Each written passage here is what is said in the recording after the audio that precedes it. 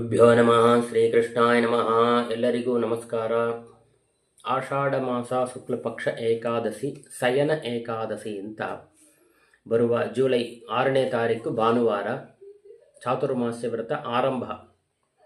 ಅಂದರೆ ಈ ಕ್ಲೈಮೇಟಿಗೆ ನಮ್ಮ ಮೈನ ಹೇಗೆ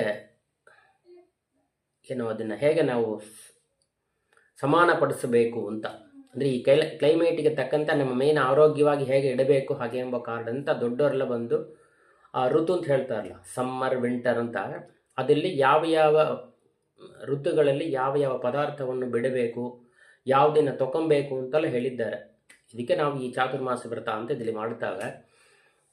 ಇದಕ್ಕೆ ಶಯನ ಏಕಾದಶಿ ಅಂತ, ದೇವರ ಯೋಗ ನಿದ್ರೆಗೆ ಹೋಗುವ ಕಾರಣ ಆಷಾಢ ಶುಕ್ಲ ಏಕಾದಶಿ ಶಯನ ಏಕಾದಶಿ, ಕಾರ್ತಿಕ ಶುಕ್ಲ ಏಕಾದಶಿ ಮರುದಿವಸ, ಅಂದರೆ ಏಕಾದಶಿ ದಿವಸ ಲಕ್ಷ್ಮೀ ಏಲತಾಲೆ, ಮರುದಿವಸ ಕಾರ್ತಿಕ ಶುಕ್ಲ ದ್ವಾದಶಿ, ಉತ್ಥಾನ ದ್ವಾದಶಿ ಅಂತ ಹೇಳ್ತಾರೆ. ಅಂದರೆ ಆವತ್ತಿನ ದಿನ ದೇವರು ಎಳ್ತಾನ, ಅದಕ್ಕೆ ಉತ್ಥಾನ ಅಂದರೆ ಹೇಳೋದು, ಅದಕ್ಕೆ ಉತ್ಥಾನ ದ್ವಾದಶಿ ಅಂತ ಹೆಸರು. ಈ 4 ತಿಂಗಳಲ್ಲಿ ದೇವರು ಯೋಗ ನಿದ್ರೆಯಲ್ಲಿ ಇರುವ ಕಾರಣ ಕಣ್ಣು ಮುಚ್ಚಿ ಇರ್ತಾನ. ಆದ ಕಾರಣ ನಮ್ಮ ಮನೆಯಲ್ಲಿ ನಡೆಯುವ ಉಪನಯನ, ಗೃಹ ಪ್ರವೇಶ, ಮದುವೆ ಇದೆಲ್ಲ ಮಾಡಬಾರದು ಅಂತ ಹೇಳ್ತಾರೆ. ಚಾತುರ್ಮಾಸ ವ್ರತಕ್ಕೆ ಮೊದಲ ದಿವಸ ಅಂದರೆ ದಶಮಿಯ ದಿವಸ ಮನೆಯನ್ನೆಲ್ಲ ಶುದ್ಧ ಮಾಡಿ, ಒಟ್ಟರೆ ಹೊಡೆದು ಶುದ್ಧ ಮಾಡಿ, ಹಾಸಿಗೆನೆಲ್ಲ ನೆನೆಸಿ ಹಾಕಿ ತೆಗೆದಿಡಬೇಕು. ಮತ್ತು ದೇವರ ವಿಗ್ರಹಗಳಿರ್ತಲ್ವಾ, ಅದಕ್ಕೂ ಎಲ್ಲ ಅಭಿಷೇಕಗಳೆಲ್ಲ ಮಾಡಿ, ಪಂಚಗವ್ಯ ಅಭಿಷೇಕ ಎಲ್ಲ ಮಾಡಿ ಶುದ್ಧ ಮಾಡಬೇಕು ಅಂತ. ದೇವರ ವಿಗ್ರಹ ಯಾವಾಗ ಶುದ್ಧವಾಗಿರುತ್ತೆ, ನಾವು ಚಾತುರ್ಮಾಸ ವ್ರತ ಮಾಡೋದಕ್ಕೆ ಯೋಗ್ಯತೆ ಬರೋಕ್ಕೆ ಇದನ್ನೆಲ್ಲ ಮಾಡಬೇಕು ಅಂತ. ದಶಮಿಯ ದಿವಸವೇ ಪಂಚಗವ್ಯ ತಗೊಬೇಕು. ಏಕಾದಶಿ ದಿವಸ ತಪ್ತ ಮುದ್ರಾ ಧಾರಣೆ ಅಂದರೆ ಕಾಸಿದ ಮುದ್ರೆಯನ್ನು ಧಾರಣೆ ಮಾಡಬೇಕು. ಏಕಾದಶಿ ದಿವಸ ಈ ಸಂಕಲ್ಪವನ್ನು ಮಾಡಬೇಕು. ದ್ವಾದಶಿ ದಿವಸ ಪಂಚಗವ್ಯ ಪಂಚಗವ್ಯ ತಗೊಂಡು ಆಮೇಲೆ ವ್ರತವನ್ನು ದೇವರ ಅನುಗ್ರಹದಿಂದ ನಡಿಲಿಂದ ಪ್ರಾರ್ಥನೆ ಮಾಡಿ ಆರಂಭಿಸಬೇಕು ಅಂತ ಹೇಳ್ತಾರೆ. ಇದಕ್ಕೆ ವ್ರತದ ಸಂಕಲ್ಪ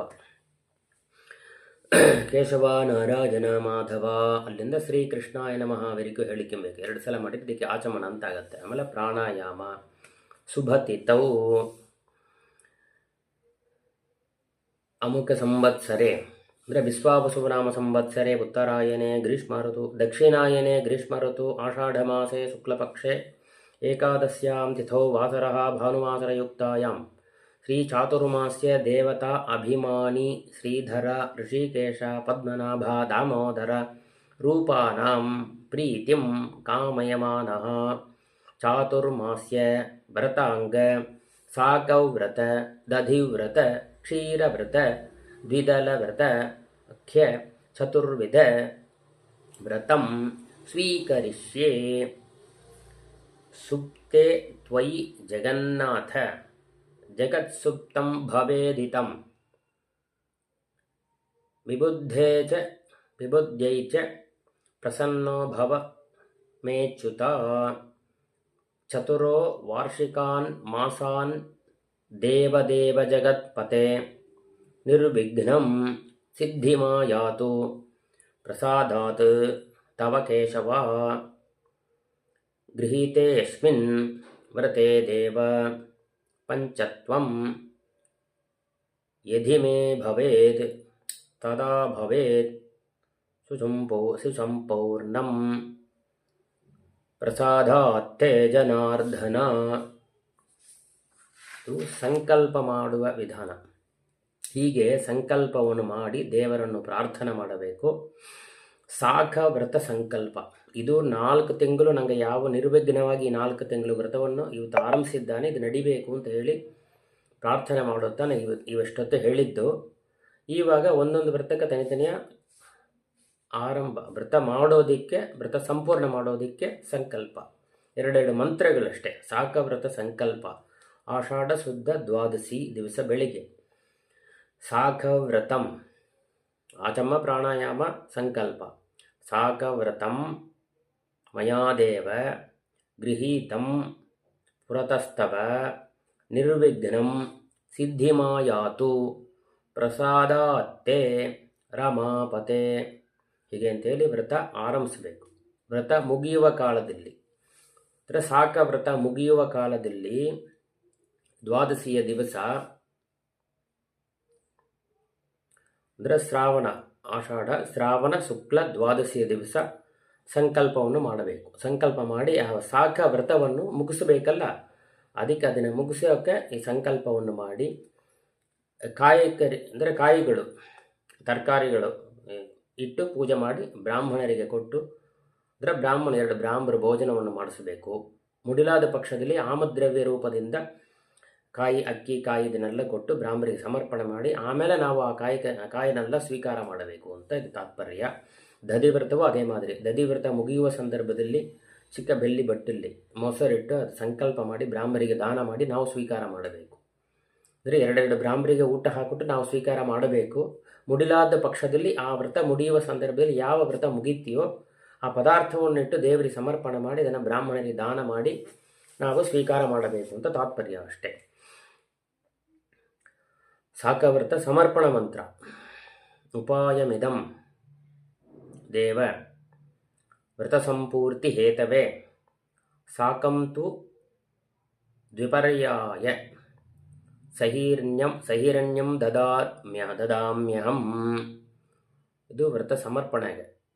ಆಮೇಲೆ ದಧಿವ್ರತ ಸಂಕಲ್ಪ. ಶ್ರಾವಣ ಶುಕ್ಲ ದ್ವಾದಶಿ ದಧಿ ಭಾದ್ರಪದೇ ಮಾಸಿ ವರ್ಜಯಿಷ್ಯೆ ಸದಾ ಹರೆ ಇಮಂ ಕರಿಷ್ಯೆ ನಿಯಮಂ ನಿರ್ವಿಘ್ನಂ ಕುರು ಕೇಶವ. ಅಂದರೆ ವ್ರತ ಆರಂಭಿಸೋದಿಕ್ಕೆ, ವ್ರತ ಮುಗಿಸೋದಿಕ್ಕೆ ದಧಿವ್ರತ ಸಮರ್ಪಣೆಗೆ. ಉಪಾಯನಮಿದಂ ದೇವ ವ್ರತ ಸಂಪೂರ್ತಿ ಹೇತವೇ ದ್ವಿಜವರ್ಯಾಯ ದಾಸ್ತೇಹಂ ಸಹಿರಣ್ಯಂ ಧನಂ ದಧಿ. ಆಮೇಲೆ ಕ್ಷೀರವ್ರತ ಭಾದ್ರಪದ ಶುಕ್ಲ ದ್ವಾದಶಿ. ಕ್ಷೀರವ್ರತಮಿದಂ ದೇವ ಗೃಹೀತಂ ಪುರತಸ್ತವ ನಿರ್ವಿಘ್ನಂ ಸಿದ್ಧಿಮಾಯಾತು ಪ್ರಸಾದತ್ತೆ ರಮಾಪತೆ. ಕ್ಷೀರವ್ರತ ಮುಗಿಯುವ ಸಮರ್ಪಣೆ ಮಾಡೋ ಮಂತ್ರ. ಉಪಾಯನಮಿದಂ ದೇವ ವ್ರತ ಸಂಪೂರ್ತಿ ಹೇತವೇ ಕ್ಷೀರಂ ತು ದ್ವಿಜವರ್ಯಾಯ ಸಹಿರಣ್ಯಂ ದದಾಮ್ಯಹಂ.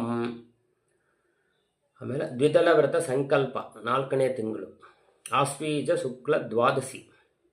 ಕಾರ್ತೀಕೆ ದ್ವಿದಳಂ ಧಾನ್ಯಂ ವರ್ಜಯಿಷ್ಯೆ ಸದಾ ಹರೇ ಇಮಂ ಕರಿಷ್ಯೆ ನಿಯಮಂ ನಿರ್ವಿಘ್ನಂ ಕುರು ಕೇಶವ. ವ್ರತ ಮುಗಿಯುವ ಸಂದರ್ಭದಲ್ಲಿ ವ್ರತ ಸಮರ್ಪಣಾ ಮಂತ್ರ.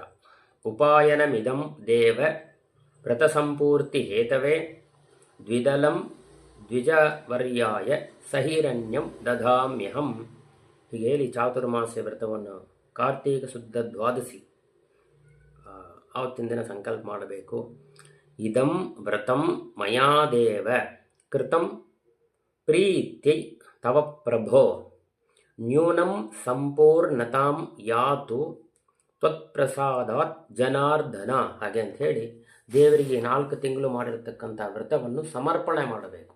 ಸಮರ್ಪಣೆ ಮಾಡುವುದರಿಂದ ನಮಗೆ ಇದರಲ್ಲಿ ಏನಾರು ಮುಂಚೆ ದೋಷಗಳಿದ್ದರೆ ಕೂಡ ಅತಿರಿಕ್ತವನ್ನು ಮಾಡಿ ದೇವರು ಸಂಪೂರ್ಣವಾಗಿ ತಗೊಂಡು ನಮಗೆ ಬೇಕಾದ ವರಗಳನ್ನು ಕೊಡ್ತಾನ. ಹಾಗೆ ಅಂತ ಇದರ ತಾತ್ಪರ್ಯ. ಶ್ರೀಕೃಷ್ಣಾಯ ನಮಃ.